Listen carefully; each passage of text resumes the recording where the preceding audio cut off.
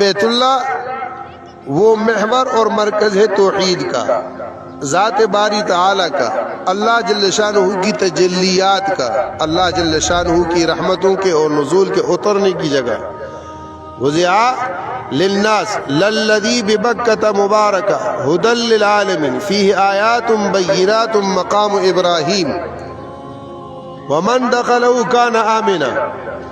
اس نسبت کو جس نے حاصل کر لیا اس پر برکتیں اتریں گی، اس پر رحمتیں اتریں گی، اس پر خیریں اتریں گی۔ بیت اللہ تمام رحمتوں کے اترنے اور نزول کا مرکز اور محور ہے، اور برکتوں کے اعتبار سے وہ منبع ہے، سرچشمہ ہے۔ جس نے اس کی طرف رخ کیا اور بیت اللہ کو اپنا کعبہ تسلیم کیا۔ ایک حدیث ہے، آپ صلی اللہ علیہ وسلم نے فرمایا کہ من صلی صلاتنا واستقبل قبلتنا واکل ذبیحتنا فهو مسلم فی ذمۃ اللہ۔ جس آدمی نے ہماری نماز کی طرح نماز پڑھی، واستقبل قبلتنا اور ہمارے قبلے کی طرف اس نے رخ کر لیا، وَأَكَلَ ذَبِيحَتَنَا ہمارے ذبیحے کو اس نے کھا لیا، فَهُوَ مسلم وہ مسلمان ہے اور اللہ کے ذمے میں آ گیا۔ ایک روایت میں ہے کہ اللہ کے ذمے کو نہ چھیڑو۔ کسی مسلمان کی تحقیر اللہ کے نزدیک گوارا نہیں، بیت اللہ کی تحقیر گوارا نہیں۔ بیت اللہ سے زیادہ کسی مسلمان جس کے دل میں لا الہ الا اللہ ہے اس کی تحقیر اللہ کو گوارا نہیں۔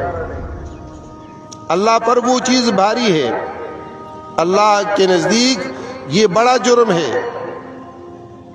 ابن عباس رضی اللہ تعالیٰ کی روایت میں ہے کہ اللہ جل شانہ کے نزدیک بیت اللہ کو 70 مرتبہ گرا دیا جائے، اس سے زیادہ اللہ کے نزدیک گناہ کسی مسلمان کے دل کو دکھانا ہے، کسی مسلمان کو ایذا دینا ہے، اس کو تکلیف دینی ہے۔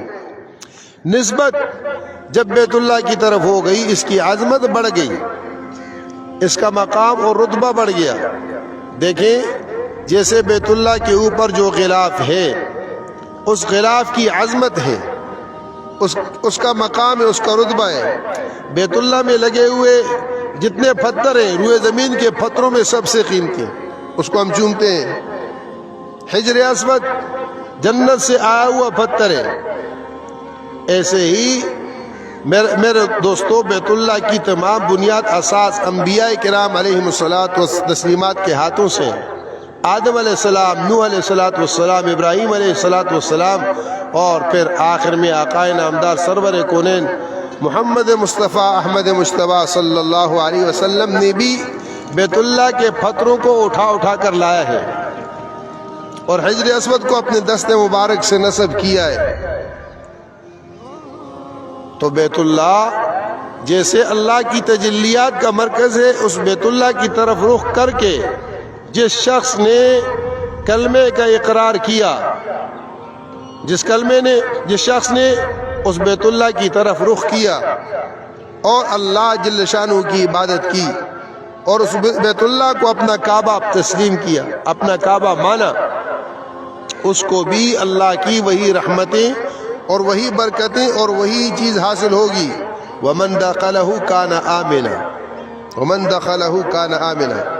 یہ دخلہ کے ایک ظاہری معنی ہے جو بیت اللہ کے اندر چلا گیا۔ یہ تو سب فقہا اور علماء کے نزدیک ہے کہ بیت اللہ کے اندر جو آدمی داخل ہو گیا وہ کسی طرح کا مجرم بھی کیوں نہ ہو، اس کو اندر نہیں چھیڑا جا سکتا، وہ امن میں آ گیا، اس سے باہر نکالیں گے، کسی طریقے سے بھی نکال کر بیت اللہ کے اندر اس پر ہاتھ نہیں ڈالا جائے گا، سوائے چند مخصوص اوقات میں، جیسے رسول کریم صلی اللہ علیہ وسلم نے فتح مکہ کے موقع پر چند لوگوں کے نام لیے تھے اور فرمایا کہ ان کو نہیں چھوڑنا اگرچہ وہ کعبے کے غلاف کے ساتھ لٹکے ہوئے کیوں نہ ہو۔ اس کے علاوہ پھر کسی کے لیے اس بات کی اجازت اور گنجائش نہیں ہے کہ وہ بیت اللہ کے اندر کسی طرح کا بھی کوئی جرم اور کسی کی طرح کی بھی کوئی زیادتی کرے۔ وہاں کے پرند کو نہیں چھیڑنا۔